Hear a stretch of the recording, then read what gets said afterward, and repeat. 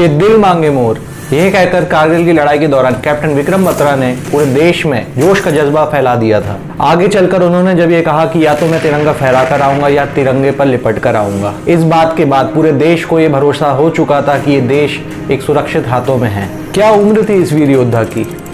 मात्र 24 साल। कैप्टन मनोज कुमार पांडे ने तो यहाँ तक ही कह दिया कि अगर अपने खून का कर्ज चुकाने से पहले उन्हें मौत भी आएगी तो वह मौत को मार देंगे। उम्र मात्र 24 साल। इन दोनों योद्धाओं को इस देश के सबसे सर्वोच्च सैनिक सम्मान परमवीर चक्र से सम्मानित किया गया। सिपाही योगेंद्र यादव सबसे यंगेस्ट परमवीर चक्र विजेता हैं। इन्होंने टाइगर हिल्स की लड़ाई में 15 गोलियां झेली और टाइगर हिल्स को जीत कर वापस जीवित आए। Hi guys, I am Mayank Awadhiya, welcome to my YouTube channel life high education. अगर आज आप पहली बार इस चैनल पर विजिट किए हैं तो please subscribe and hit the bell icon, ताकि मेरे आगे आने वाले वीडियोस के नोटिफिकेशन सबको मिलते रहें। करीब 18,000 फीट की ऊंचाई पर लड़ी गई इस कारगिल की लड़ाई में भारत ने अपने 2 लाख सैनिकों को यहाँ पर तैनात किया था, जिसमें 527 सैनिक शहीद हुए और 1300 के लगभग सैनिक घायल हुए। आज से 21 साल पहले मई 1999 में पाकिस्तानी सैनिकों ने आतंकवादी के रूप में भारत के अंदर कारगिल में घुसपैठ कर दी थी और वहाँ की भारतीय चोटियों और बंकरों पर उन्होंने अपना कब्जा कर लिया था। उनका मेन मकसद ये था कि श्रीनगर से जो लेह को जोड़ने वाला एक नेशनल हाईवे है उस पर कब्जा करना। अगर वो इस पर कब्जा कर लेते तो भारत का लेह के साथ डायरेक्ट कांटेक्ट टूट जाता और जो सियाचिन में हमारी सेना है वहाँ तक मदद नहीं पहुँचा पाते। इस कब्जे का मतलब था सियाचिन को भारत से अलग कर देना। लेकिन तकरीबन 2 महीनों की इस लड़ाई और 527 सैनिकों के शहादत के बाद भारतीय सैनिकों ने वापस से अपना सारा एरिया कैप्चर कर लिया और पाकिस्तानी सेना को भागने पर मजबूर कर दिया। और इसी के साथ 26 जुलाई 1999 को भारतीय सेना ने कारगिल को वापस से जीत लिया था। इसीलिए हम हर साल 26 जुलाई को कारगिल विजय दिवस के रूप में मनाते हैं। एक्चुअली ये कब्जा इस कारण से हो गया था क्योंकि जो ठंड का समय होता है उसमें कारगिल में काफ़ी ठंड पड़ती है। गर्मी में भी वहाँ माइनस में टेम्परेचर होता है, तो आप सोच सकते हैं ठंड में कितनी ठंड रहती होगी। तो भारत और पाकिस्तान के बीच में एक समझौता हुआ था जिसके चलते ठंड के समय दोनों सेनाएं अपने अपने एरिया में वापस नीचे उतर आएंगी और मई आते आते वापस अपने अपने बंकर्स पर आ जाएंगी। तो जब ठंड शुरू होने लगी उस समय भारतीय सेना तो अपने बंकर छोड़ के नीचे आ गई, लेकिन पाकिस्तानी सेना ने अपने बंकर्स नहीं छोड़े और यहाँ पर भी उसने वादा खिलाफी की। और भारतीय सेना के पीछे जाने का फ़ायदा उठाकर पाकिस्तानी सेना ने भारतीय बंकरों और चोटियों पर कब्जा कर लिया। इन चोटियों की संख्या लगभग 140 थी, जिसे बाद में भारत ने इस युद्ध को जीतकर एक एक चोटी को वापस से अपने कब्जे में ले लिया। अप्रैल 1999 तक किसी को भनक ही नहीं थी, पाकिस्तानी सैनिकों ने भारतीय पोस्ट पर कब्जा कर लिया है और भारतीय बंकर्स और चोटियों पर अपना कब्जा कर लिया है।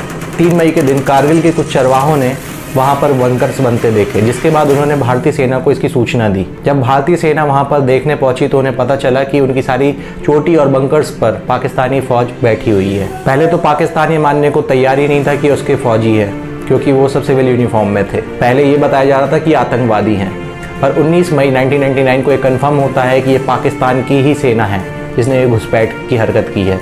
जब तक भारतीय सेना को इस घुसपैठ की खबर लगी तब तक दुश्मन स्ट्रैटेजिक पोजीशन पर आ चुके थे, मतलब कि ऊंचाई पर आ चुके थे। वहाँ से सीधे इंडस रिवर का एरिया और जो नेशनल हाईवे श्रीनगर को लेह से जोड़ता है वो सीधे दिखता था और भारतीय सेना को ये युद्ध नीचे से ऊपर की ओर लड़ना था। ऊपर से युद्ध करना काफ़ी आसान होता है और नीचे से युद्ध करना काफ़ी डिफिकल्ट, क्योंकि ऊपर से दुश्मन आपको सीधे देख सकता है पर आप दुश्मन को नहीं देख सकते। पर इन सब परिस्थितियों के साथ भारतीय सेना ने काफ़ी बहादुरी से युद्ध किया और ये युद्ध जीता भी। घुसपैठ की सूचना मिलते ही भारतीय सेना ने ऑपरेशन विजय लॉन्च कर दिया। उसी वक्त भारतीय इन्फेंट्री ने बोफोर्स तोपों के साथ मोर्चे को संभाल लिया। बोफोर्स तोप जो होती है वो 70 डिग्री तक वार कर सकती है, मतलब चोटियों पर भी सीधे वार कर सकती है। और इस इन्फेंट्री को कवर देने के लिए वायुसेना के इस्तेमाल का भी फैसला हो गया, पर शर्त ये थी कि वायुसेना LOC पार ना करे। एयरफोर्स के विमान मिराज 2000 ने 16 से 18,000 फीट की ऊंचाई पर दुश्मनों को चुन चुन कर मारा। इस समय कारगिल में भारतीय जवानों का जोश आसमान छू रहा था। 20 जून के दिन कैप्टन विक्रम बत्रा की बहादुरी से सबसे ऊंची चोटी 0.5140 पर तिरंगा लहराया गया और ये चोटी भी भारत के कब्जे में वापस आ गई। 29 जून तक भारतीय सेना 2 सबसे अहम पोस्ट 0.5060 और 0.5100 पर अपना कब्जा कर लेती है और वहाँ पर भी तिरंगा लहरा देती है। अब बारी थी सबसे अहम पोस्ट की, जो था टाइगर हिल्स। टाइगर हिल्स वो जगह है जहाँ पर सबसे भयंकर युद्ध लड़ा गया था। कि टाइगर हिल्स ही डिसाइड करने वाला था कि जीत किसकी होगी। क्योंकि टाइगर हिल्स पे जिस भी सेना का कब्जा होता जीत उसी की होती। और टाइगर हिल्स को कैप्चर करना भारतीय सेना के लिए सबसे बड़ी चुनौती थी, क्योंकि अगर वो इसे कैप्चर नहीं कर पाते तो नेशनल हाईवे पर सीधे सीधे पाकिस्तानियों का कब्जा हो जाता और लेह को हमसे अलग कर दिया जाता, क्योंकि उस समय कोई डायरेक्ट कॉन्टैक्ट था नहीं। एक बात और कही जा रही थी कि अगर टाइगर हिल्स पर भारतीय सेना नहीं कब्जा कर पाई तो वह आगे नहीं बढ़ सकती। मतलब टाइगर हिल्स को पहले कब्जा करना पड़ेगा, उसके बाद ही बाकी चोटियों पर भारतीय सेना पहुंच पाएगी। टाइगर हिल्स का युद्ध तकरीबन 11 घंटे तक सीधे लड़ा गया, मतलब आमने सामने लड़ा गया, और उसके बाद भारतीय सेना ने इस पर अपना कब्जा कर लिया। भारतीय सेना के शौर्य से पाकिस्तानी भाग खड़े हुए। उनका इतना साहस ही नहीं था कि हमारे सैनिकों के सामने टिक सके। 11 जुलाई के दिन पाकिस्तान ने अपनी फौज को पीछे आने का आदेश दिया और 26 जुलाई तक भारत ने अपने सारे चोटी और बंकर्स पर वापस से कब्जा कर लिया और इसी के साथ ऑपरेशन विजय सक्सेसफुली कंप्लीट हुआ। इस युद्ध के बाद पाकिस्तान तो अपने मरे हुए सैनिकों को पहचानने से मना कर रहा था, पर उसके बैचेस और उसके मेडल से बता रहे थे कि ये पाकिस्तान के ही सैनिक हैं। और इस सब के बाद भारत एक बार फिर पाकिस्तान को युद्ध में हरा दिया।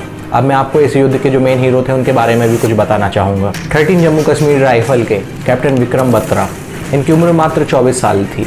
इनकी बहादुरी के चलते इन्हें अकेले ही कई दुश्मनों को मार गिराया, यहाँ तक कि पाकिस्तानी सैनिक तक इनको शेरशाह की उपाधि दे चुके थे।